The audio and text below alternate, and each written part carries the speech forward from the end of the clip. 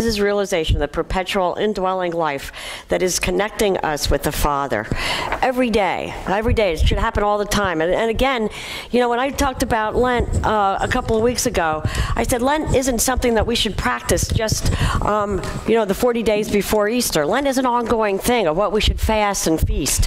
You know, it's not just 40 days before Easter. But, you know, today is Easter, one of the biggest Christian holidays, and we celebrate life. I like this little thing from, talks about the Master. All questions at the public meeting that day were about life beyond the grave. The Master only laughed, but did not give a single answer. To his disciples, who demanded to know the reason for his evasiveness, he later said, "Have you observed that it is precisely those who do not know what to do with this life who want another that will last forever?" "But is there life after death or not?" persisted a disciple. "Is there life before death? That is the question," said the Master. And I like that. Think about that. Is there life before death? Jesus said, "I have come so that they can have life and have it more abundantly." And the resurrection is coming back to life. But what is really life? Are we truly, truly living abundant life, the way Jesus came and taught us to live? When you think about that, think about, we're kind of funny as humans, how we look at life. Most people that work the 5-day work week, what's Wednesday known as? Hump day, right? Oh, only 2 more days till the weekend. And then we got TGIF. So many people spent 5 days waiting for the weekend, because that's when we have time to live, right? We can enjoy the weekend. The other 5 days, what are we doing with those other 5 days? Then, it's funny because we enjoy the weekend, but then a lot of times when people come back to work, you say, "Hey, how was the weekend?" "Oh, geez, man, weekend was such a blast, I don't even remember what I did." You know, so we look forward to the 2 weeks of the weekend, or the 2 days on the weekend, and then sometimes we don't even remember what we did with it. But thinking about having, and anyway, it's interesting too, that when we think about Monday mornings, did you realize that there's more heart attacks are more frequent on Monday mornings at 9 o'clock than at any other time? Because people are so, you know, not afraid or discouraged having to go back to work on a Monday morning. So why, if people hate work that much, why are they doing the same thing? Why are we doing all that? Why, if life is so miserable during the week, why are we still living the same life and calling it hump day and looking for, you know, TGIF? Why are we doing the same thing over and over and over again if we're not really enjoying life? You know, we're supposed to be here to have life more abundantly. And yet we do all these things to look forward to the next day, to look forward to this, instead of living in the present moment and actually enjoying life the way we're supposed to enjoy it. You know, every day our bodies die. Parts of our bodies die. Our cells, some of our cells die and regenerate on a daily basis. Some of them, you know, every several months we get new organs. And I think it's every 3 years we actually have a totally new body. So when you talk about your body, you're talking about the body that you have today or the body that you had 3 years ago. And think about that. We have a totally new body every 3 years. So we're regenerated every 3 years. However, if we're doing that, why is this new body getting older? Because we're making a new body. Why is it older? Because it's true what Unity teaches, right? Life is consciousness. Life is consciousness, so we create our new cells over and over again with the way they were and what we believe and what we see, and you know, we're creating the same thing over and over again, our bodies, just as we are in our life.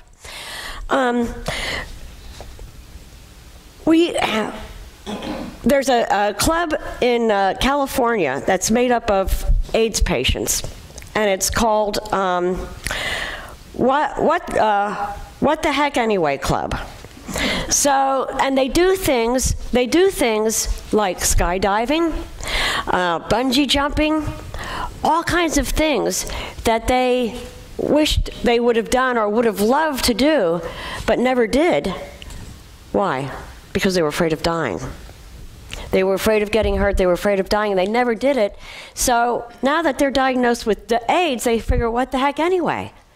You know, we're going to do what we really love to do. But how many of us are holding back on doing what we really, really love to do? Because you don't have a bucket list like they do. Yeah, a bucket list. But why do we wait till the end? Why do we wait till the end of a too many people wait till we get older to do our bucket life instead of doing it on a daily basis. Deepak Chopra says we have to die on a daily basis to be resurrected. You know, there's something every day that we should die to become a new person. Think of all the limitations and the fears and stuff that keep us entombed, that keep us dead. You know, and a few things come to my mind when I think about preparing this message is, you know, the sixth sense, the little kid that says, I see dead people. I see them all the time. They don't even know they're dead. You know, how many of us walk around, though, half dead because we're afraid to live? We're afraid to live. We're really afraid to do what we want to do. We're afraid to take the chance. Last week I talked about change. You know, we're so afraid to change, and you know, it's not the fear of the unknown that we should be afraid of. It's fear of the known, because our past is what's creating our present, and if we don't like it, that's what we should fear, not the unknown. But you know, we're afraid to live. We don't take the chance to live and do what we want to do. Course in Miracles, I love working with the Course in Miracles now. It says, if you would know who walks with you every day, you wouldn't be afraid. There's nothing you would be afraid to do. I think, wow, that's really powerful, thinking about that. You know, knowing who we are, knowing that we're connected to Spirit. You know, we talk about Maslow's hierarchy of needs, and at the top is self-actualization. And very, very few people reach self-actualization. I'm having trouble talking enough so. But who is Maslow? Maslow. He was a psychologist. And I'm not sure what all he was known for, but I know just the Maslow's. Yeah, the hierarchy of needs. Do you know anything? Can you fill us in any more on other than the hierarchy of needs? I know.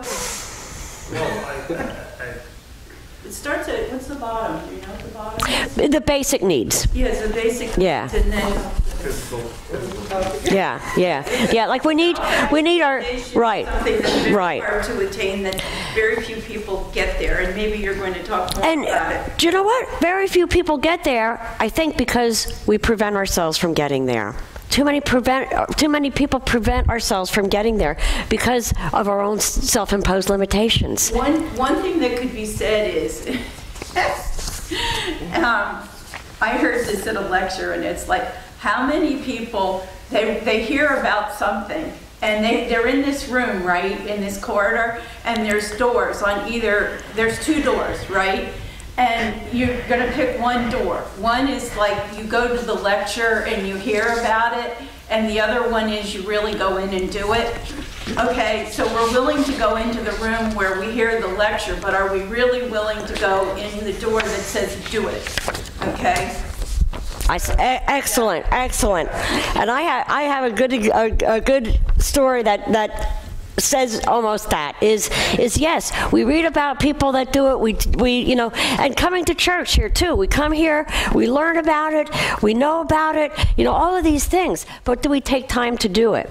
And okay, go ahead. Well, Maslow was a major behavioral theorist. Okay. Started really to focus in the 1920s when he talked about people's behavior at work and the things that they did and the differences between who became an outstanding worker as contrast with who didn't. But anyway, that was part of his research, which really became very, very prominent in the United States during the 1960s. but Maslow had started his work as early as the focus in the 1920s. And, Wow. so he contributes a great deal to what we call organizational theory today. Okay. Can you imagine in the 1920s trying to break out of the set rigidness of, having to wear a necktie and, collars and whether it was really hot. So you can imagine why it probably took 40 years until he could become, more people would be accepting what he was saying, because even the way you have to dress and, it's just so much rigidness that by that time we were ready to go into like the hippies and stuff like that. So you can imagine why he could be, Yeah. And when we talk about self-actualization too, and I forget who it was that said, an artist has to paint, a songwriter has to write. People that have whatever they have inside them, we need to experience, we need to do. But how many of us are afraid to do that? We're afraid to take that step. It's better to just do the 9-to-5 job, get the paycheck, instead of actually, go out and take the chance and really be who we were meant to be what we were called to do. And I think, talking about Regret City, I had not really planned on taking a trip this time of year, and yet I found myself packing rather hurriedly. This trip is going to be unpleasant, and I knew in advance that no good would come of it. It was my annual guilt trip. I got tickets to fly there on a Wish I Had Airlines. It was an extremely short flight. I got my baggage, which I could not check, so I had to carry it myself all the way. It was loaded down with 1,000 memories of what might have been. No one greeted me as I entered the terminal to the Regret City International Airport. I say international because people from all over the world come to this dismal town. As I checked into the Last Resort Hotel, I noticed that they would be hosting the year's most important event, the annual Pity Party. I wasn't going to miss this great social occasion. Many of the town's leading citizens would be there. First, there would be the Dunn family, should have, would have, and could have. Then, the I Had family, you probably know what, Old Wish and his clan. Of course, the Opportunities family, missed and lost, would be present. The biggest family there would be the Yesterdays. There are far too many of them to count, but each one had a very sad story to share. Of course, Shattered Dreams would surely make the appearance. It's their fault family would regale us with stories, excuses about how things had failed in their life. Each story would be loudly applauded by the Don't Blame Me and I Couldn't Help It committee. To make a long story short, I went to this depressing party knowing full well there would have been no real benefit in doing so. And as usual, I became very depressed. But as I thought about all the stories of failures brought back from the past, it occurred to me that this trip and subsequent pity parties could be canceled by me. I started to realize that I did not have to be there. I did have to be depressed. One thing kept going through my mind. I can't change yesterday, but I do have the power to make today a wonderful day. I can be happy, joyous, fulfilled, encouraged, as well as being encouraging. Knowing this, I left Regret City immediately and didn't leave a forwarding address. Am I sorry for mistakes I made in the past? Yes, but there's no way to undo them. So if you're planning a trip back to Regret City, please cancel all those reservations now. Instead, make a trip to a nice place called Starting Again. I liked it so much that I made it my permanent residence. My neighbors, the Been Forgiven, are very helpful. By the way, you don't have to carry around the heavy baggage anymore either. The load is filled from your shoulders. The load is lifted from your shoulders upon arrival. But don't take my word for it. Find out yourself. Life, that's good, yeah. Life is about truly living and not having to go to Regret City. When most people on their deathbeds don't say, I wish I wouldn't have done this. They think about things I wish I would have done. And, when we talk about life, we have to talk about living on a daily basis. And that's not just doing, because sometimes we get into human doing. We're human doings instead of human beings. And it's very interesting that I contracted this illness as I'm preparing this message, because it's really telling me, it's really telling me a lot. We can become human doings and make it look like we're really living life. Because we do. But we're so busy doing that we don't stop and enjoy. We don't realize that we're human beings, and we don't take that time to just be. Part of life is not only doing, but it's also being. And by learning to take the two, first of all, by the being and taking time to be quiet and be in meditation and connect with our spiritual side. That's where we get the fearlessness to do. That's where we get the courage to do. That's where we get the inspiration to do and the desire to do. Instead of, rushing out there and doing everything, we need to take that time and be. Get into the place of being. And then we'll have inspiration to do. And we'll be called and told what to do also. Part of the thing, and I said it this year, last week too, but Marianne Williamson in A Course in Miracles, she says, our greatest fear is not that we are inadequate. Our greatest fear is that we are powerful beyond measure. It is our light, not our darkness, that frightens us the most. We ask ourselves, who am I to be brilliant, gorgeous, talented, and fabulous? Actually, who are you not to be? You are a child of the enlightened.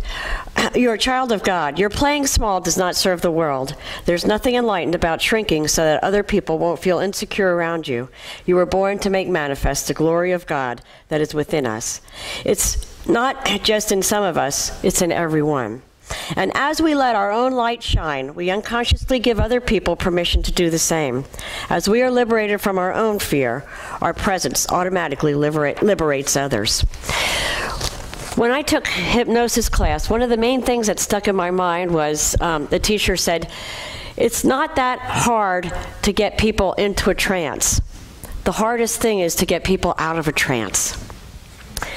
And it's so true, because we live in a trance constantly. And the trance is errors in thinking, faulty beliefs, doing this is the way we've always done it. You can't do that. That's not kind of a kind of job, but it's a hypnosis that tells us what we can and what we can't do, what's going to happen to us, how we age, all of this stuff. We're hypnotized into a trance of beliefs. And it's interesting, they had, I forget who it was, I think Deepak Chopra talks about this on one of his CDs, that there was somebody that established a community of 50s, like it made to look like the 50s, and they had a group of people there, and they were there. I'm not sure for how long, but after 3 weeks, they said, okay, you go and you live exactly like you would in the 50s. They played 50s music, they did all of this, and in three weeks, they reduced their age, their what do you call it? Their physiological age by 3 years.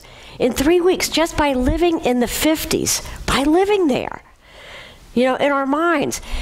It's incredible. Just when you take the essence of time and, die daily to our conception of time and what we can do there. And it's incredible. When I worked in a nursing home, we used to have the people that, we had to drag from the bed to put into the wheelchair. But at nighttime, they would be down the steps and running out the building. And it's like, how could they do that? How could they do that when they can't even, we can't even move them from the bed to the chair? Because at that time, they were, quote, demented, and they let go of their limitations. And I think, isn't that incredible? How, at that time, they can let go of their limitations. Why can't we do that in a normal state of mind? And really, we can. We're angry and we're afraid. Whatever. Angered and afraid. whatever. You know, whatever it is. And it can be it's a lot of different things.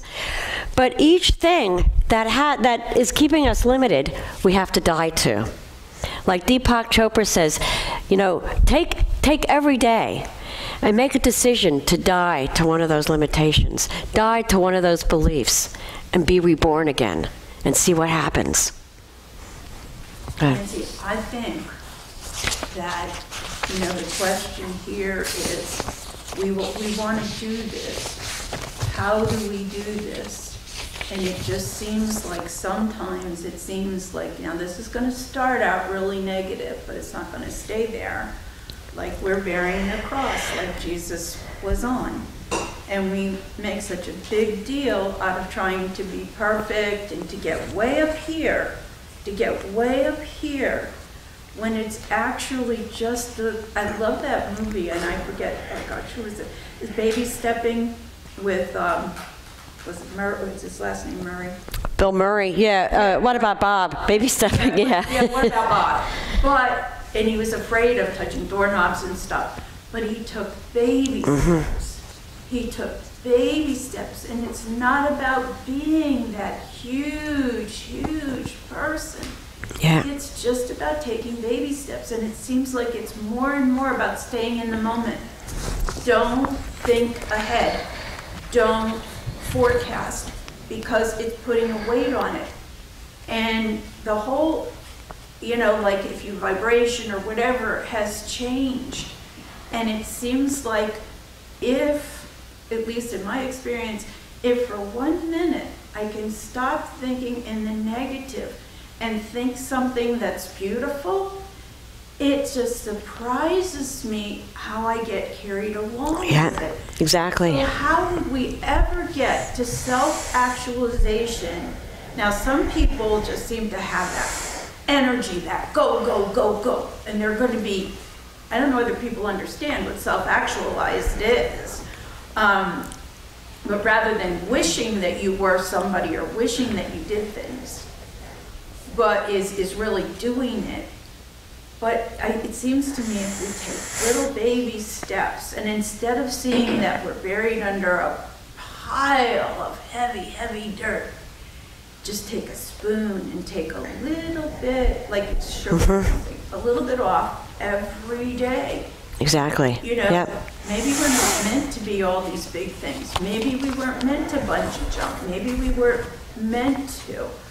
But this is just the little easy part. And if we criticize because we're not doing everything we think we came here for, we'll never get there. We'll never get there. But I do think that self-actualization is something like a violinist or an artist or somebody who does something so naturally that they do it no matter what.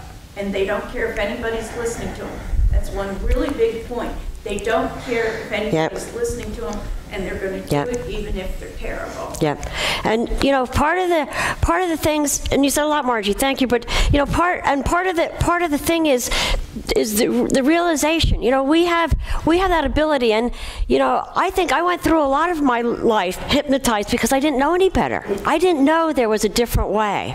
You know, I didn't know about meditation. I didn't know really about, you know, me being a human being. You know, me being a spiritual being living a human life. I didn't know all that stuff. You know, so we know. So it's first of all the knowledge. You know, and there is the knowledge, and it's a matter though of applying that knowledge and living that knowledge. Just like you said about, you know, you can go in the room and you can, you know, watch it or learn about it, or you can experience it. You know, and now when I think about my phone, I don't have one of these, you know, I don't have a new phone. When I got the plug for it, the guy said, "Oh my God, I haven't seen a phone like this for a while." You know, it's an oldie, and I only realized the other day that I could take pictures. And, you know, so the phone never did me any good to take pictures because I never knew it had that function. You know, but now that I know it has it, I can use it. You know, and that's so many things as far as, you know, when we know that we have that power, When we know that we have that ability, when we know who we are, then we can use it. Then we can do it. That's the God within us. That's the God, exactly. When we know that, then we can connect, we can meditate, we can do those things to connect. Exactly. The last story I want to read is called The Fisherman. There was a group called the Fishermen's Fellowship. They were surrounded by streams and lakes full of hungry fish. They met regularly to discuss the call to fish and the thrill of catching fish. They got excited about fishing. Someone suggested that they needed a philosophy of fishing. So they carefully defined and redefined fishing and the purpose of fishing. They developed fishing strategies and tactics. Then they realized that they had been going at it backwards. They had approached fishing from the point of view of a fisherman and not from the point of view of a fish. How do fish view the world? How does the fisherman appear to the fish? What do the fish eat and when? These were all good things to know. So they began research studies and attended conferences on fishing. Some traveled so far away to faraway places to study different kinds of fish with different habits. Some got PhDs in fishology, but no one had yet gone fishing. So a committee was formed to send out fishermen. As prospective fishing places outnumbered fishermen, the committee needed to determine priorities. A priority list of fishing places was posted on bulletin boards in all the fellowship halls, but still no one was fishing. A survey was launched to find out why. Most did not answer the survey, but from those who did, it was discovered that some felt called to study fish, a few to furnish fishing equipment, and several to go around encouraging the fishermen. With meetings, conferences, and seminars, they just simply didn't have time to fish. Now Jake, he was a newcomer to the Fishermen's Fellowship. After one stirring meeting of the fellowship, Jake went fishing. He tried a few things, got the hang of it, and caught a choice fish. At the next meeting, he told his story, and he was honored for his catch, and then scheduled to speak at all the fellowship chapters and tell how he did it. Now, because of all the speaking invitations and his election to the board of directors of the Fishermen's Fellowship, Jake no longer had time to go fishing. But soon he began to feel restless and empty. He longed to feel the tug on the line once again. So he cut to speaking, he resigned from the board, and he said to a friend, "Let's go fishing."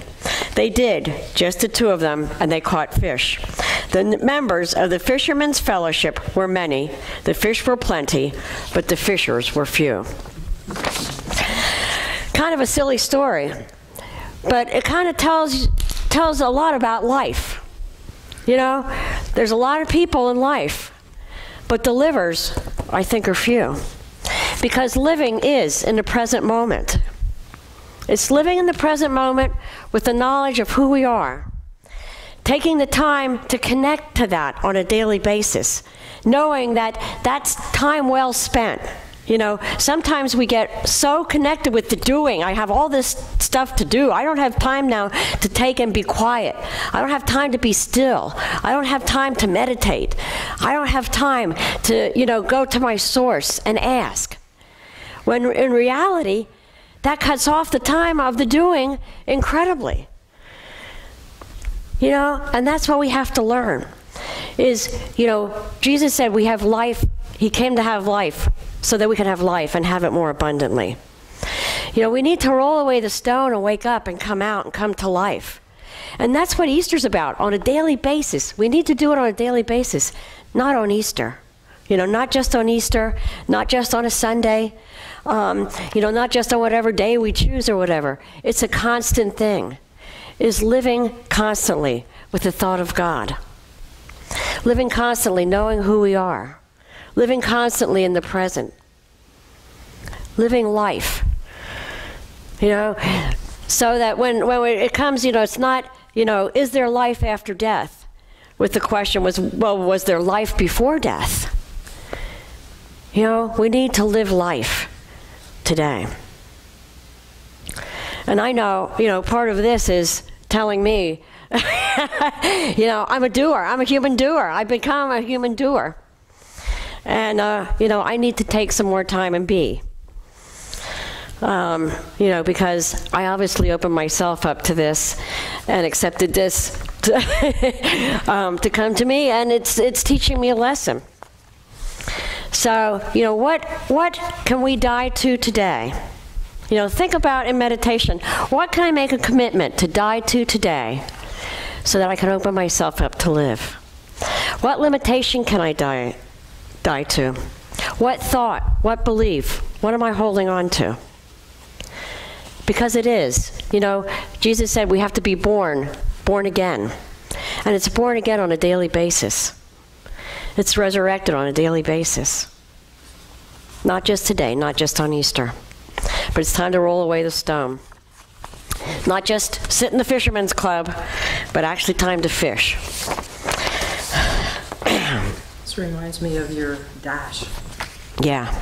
And I actually thought about bringing that, but I had so much other stuff. But yeah, there's a great poem called The Dash. And it's about, it was a poem that was read at a person's funeral. And I do this, a lot of the memorial services that I do. And it goes on to say, on a tombstone is the date of their birth and the date of their death. But really what matters is the dash in between. And only the people that knew that person knows what that dash is worth. Because it's not, about the things that we acquire, but it's how we act. It's did we truly, truly live. It's not the material thing, but it's how we live. And that's what the dash is worth, and that's what life is worth. It's integrating the higher self with our humanness on a daily basis. It's knowing that we do in the human world, but we have this higher self that we bring in. And that's where we get our inspiration. That's where we get our power. So, I think we'll take these thoughts into prayer and meditation.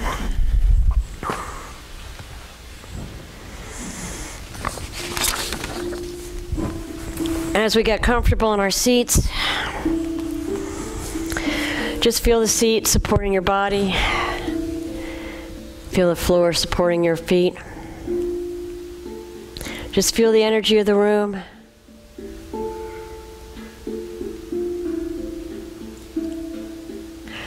Go to that quiet place within. That place of your higher self. That place of all wisdom, all knowing, all love, all joy.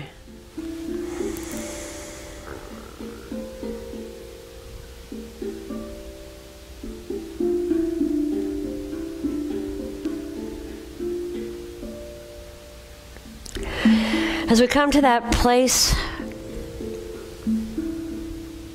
give gratitude for the breath that's in us today, for the opportunities that lie ahead, for the smell of the flowers in this room, for the beauty of the colors, for the smiles on each face that we see. Come in gratitude for the chance to truly live life.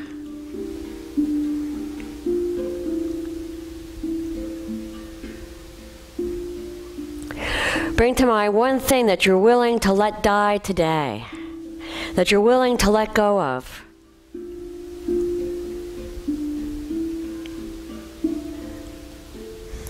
That piece of baggage that you're ready to let down.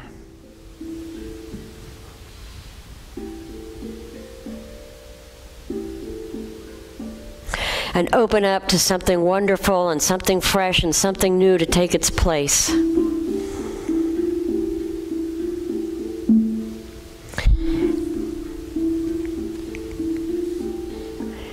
As we let go of our limitations, feel the excitement of possibility.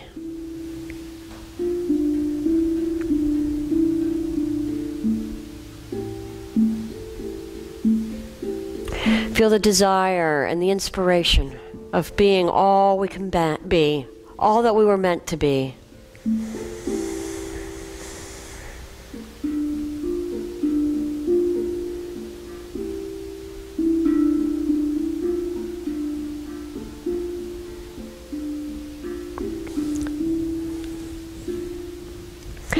As we visualize stepping out of our tomb of limitations,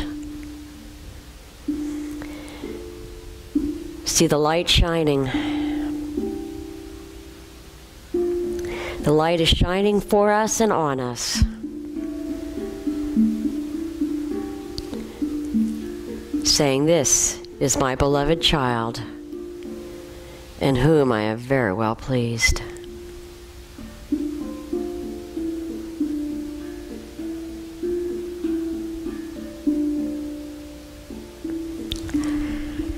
As we feel that connection and that realization of our higher self, I invite you to bring that back into this room.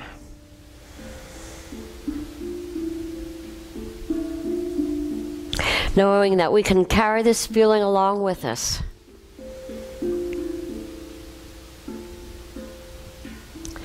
Integrating our higher self into this world and live in the present moment. And so it is. Amen.